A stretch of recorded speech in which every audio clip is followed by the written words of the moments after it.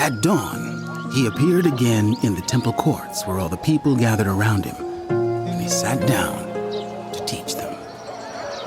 The teachers of the law and the Pharisees brought in a woman caught in adultery.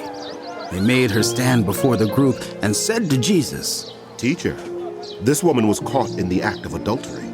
In the law, Moses commanded us to stone such women. Now what do you say?" They were using this question as a trap in order to have a basis for accusing him. But Jesus bent down and started to write on the ground with his finger. When they kept on questioning him, he straightened up and said to them, "Let any one of you who is without sin be the first to throw a stone at her." Again, he stooped down and wrote on the ground. At this, those who heard began to go away one at a time. The older ones first, until only Jesus was left with the woman still standing there. Jesus straightened up and asked her, "Woman, where are they? Has no one condemned you?" "No one, sir," she said. "Then neither do I condemn you," Jesus declared. "Go now and leave your life of sin." When Jesus spoke again to the people, he said, "I am the light of the world. Whoever follows me will never walk in darkness, but will have the light of life." The Pharisees challenged him. "Here you are, appearing as your own witness. Your testimony is not valid." Jesus answered, "Even if I testify on my own behalf, my testimony is valid, for I know where I came from and where I am going. But you have no idea where I come from or where I am going. You judge by human standards. I pass judgment on no one. But if I do judge, my decisions are true, because I am not alone. I stand with the Father who sent me. In your own law it is written that the testimony of two witnesses is true. I am one who testifies for myself. My other witness is the Father who sent me." Then they asked him, "Where is your father?" You do not know me or my Father. If you knew me, you would know my Father also. He spoke these words while teaching in the temple courts near the place where the offerings were put. Yet no one seized him because his hour had not yet come. Once more, Jesus said to them, I am going away, and you will look for me, and you will die in your sin. Where I go, you cannot come. This made the Jews ask, "Will he kill himself? Is that why he says, 'Where I go, you cannot come'?" But he continued, You are from below, I am from above. You are of this world, I am not of this world. I told you that you would die in your sins. If you do not believe that I am he, you will indeed die in your sins. "Who are you?" they asked. Just what I have been telling you from the beginning. I have much to say in judgment of you, but he who sent me is trustworthy, and what I have heard from him, I tell the world. They did not understand that he was telling them about his Father. So Jesus said, When you have lifted up the Son of Man, then you will know that I am he, and that I do nothing on my own, but speak just what the Father has taught me. The one who sent me is with me, and he has not left me alone, for I always do what pleases him. Even as he spoke, many put their faith in him. To the Jews who had believed him, Jesus said, If you hold to my teaching, you are really my disciples. Then you will know the truth, and the truth will set you free. They answered him, We are Abraham's descendants and have never been slaves of anyone. How can you say that we shall be set free? Jesus replied, Very truly I tell you, everyone who sins is a slave to sin. Now, a slave has no permanent place in the family, but a son belongs to it forever. So if the Son sets you free, you will be free indeed. I know you are Abraham's descendants, yet you are looking for a way to kill me because you have no room for my word. I am telling you what I have seen in the Father's presence, and you are doing what you have heard from your father.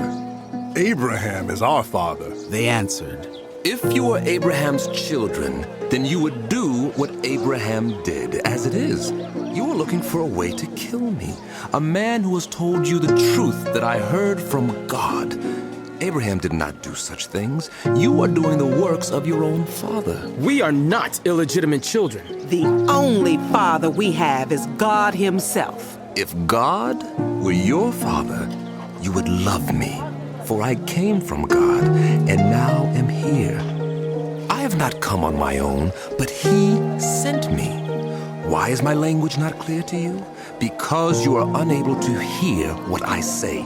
You belong to your father, the devil, and you want to carry out your father's desires. He was a murderer from the beginning, not holding to the truth, for there is no truth in him. When he lies, he speaks his native language, for he is a liar and the father of lies. Yet because I tell the truth, you do not believe me. Can any of you prove me guilty of sin? If I am telling the truth, why don't you believe me? Whoever belongs to God hears what God says. The reason you do not hear is that you do not belong to God. The Jews answered him, Aren't we right in saying that you are Samaritan and demon-possessed? I am not possessed by a demon, but I honor my Father, and you dishonor me. I am not seeking glory for myself, but there is one who seeks it, and he is the judge. Very truly, I tell you, whoever obeys my word will never see death. At this they exclaimed, Now we know that you are demon-possessed. Abraham died, and so did the prophets. Yet you say that whoever obeys your word will never taste death. Are you greater than our father Abraham? He died, and so did the prophets. Who do you think you are? If I glorify myself, my glory means nothing. My Father, whom you claim as your God, is the one who glorifies me. Though you do not know him, I know him. If I said I did not, I would be a liar like you. But I do know him and obey his word. Your father Abraham rejoiced at the thought of seeing my day. He saw it and was glad. You are not yet 50 years old, and you have seen Abraham. Very truly, I tell you, before Abraham was born, I am. At this, they picked up stones to stone him. But Jesus hid himself, slipping away from the temple grounds.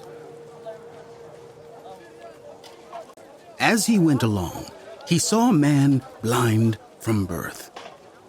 His disciples asked him, Rabbi, who sinned, this man or his parents, that he was born blind? Neither this man nor his parents sinned, but this happened so that the works of God might be displayed in him. As long as it is day, we must do the works of him who sent me. Night is coming, when no one can work. While I am in the world, I am the light of the world.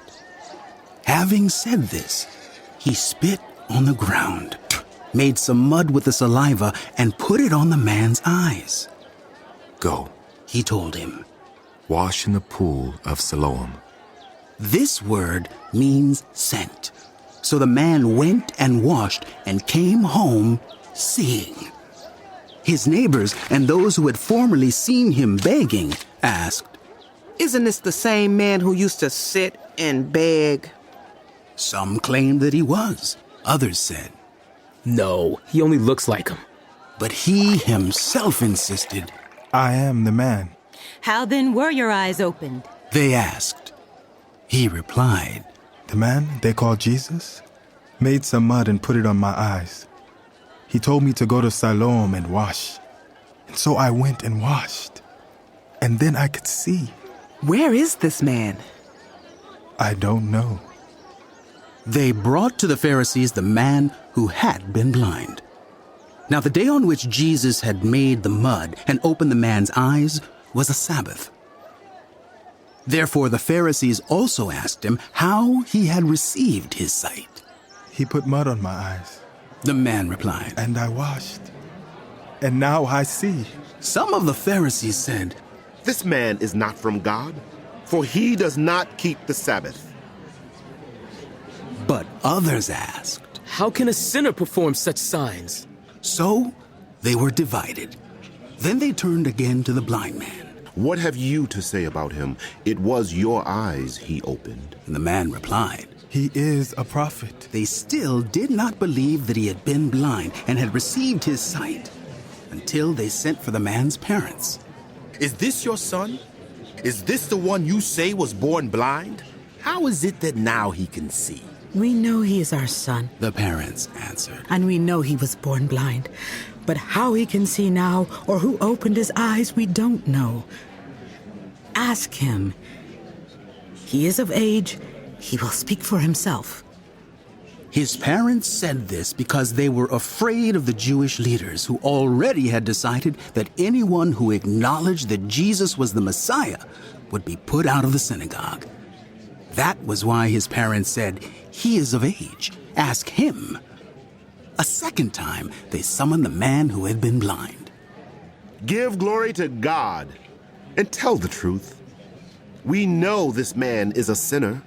He replied, Whether he is a sinner or not, I don't know. One thing I do know, I was blind, but now I see. Then they asked him, What did he do to you? How did he open your eyes? He answered, I have told you already, and you did not listen. Why do you want to hear it again? Do you want to become his disciples too? Then they hurled insults at him and said, You are this fellow's disciple? We are disciples of Moses. We know that God spoke to Moses. But as for this fellow, we don't even know where he comes from. The man answered, Now that is remarkable. You don't know where he comes from. Yet he opened my eyes. We know that God does not listen to sinners. He listens to the godly person who does his will. Nobody has ever heard of opening the eyes of a man born blind. If this man were not from God, he could do nothing. To this they replied, You were steeped in sin at birth. How dare you lecture us? and they threw him out. Jesus heard that they had thrown him out, and when he found him, he said, Do you believe in the Son of Man? Who is he, sir? Tell me, so that I may believe in him. Jesus said, You have now seen him. In fact, he is the one speaking with you. Then the man said, Lord, I believe. and he worshipped him. Jesus said, For judgment I have come into this world, so that the blind will see, and those who see will become blind. Some Pharisees who were with him heard him say this and asked, What? Are we blind too? Jesus said, If you were blind, you would not be guilty of sin, but now that you claim you can see, your guilt remains.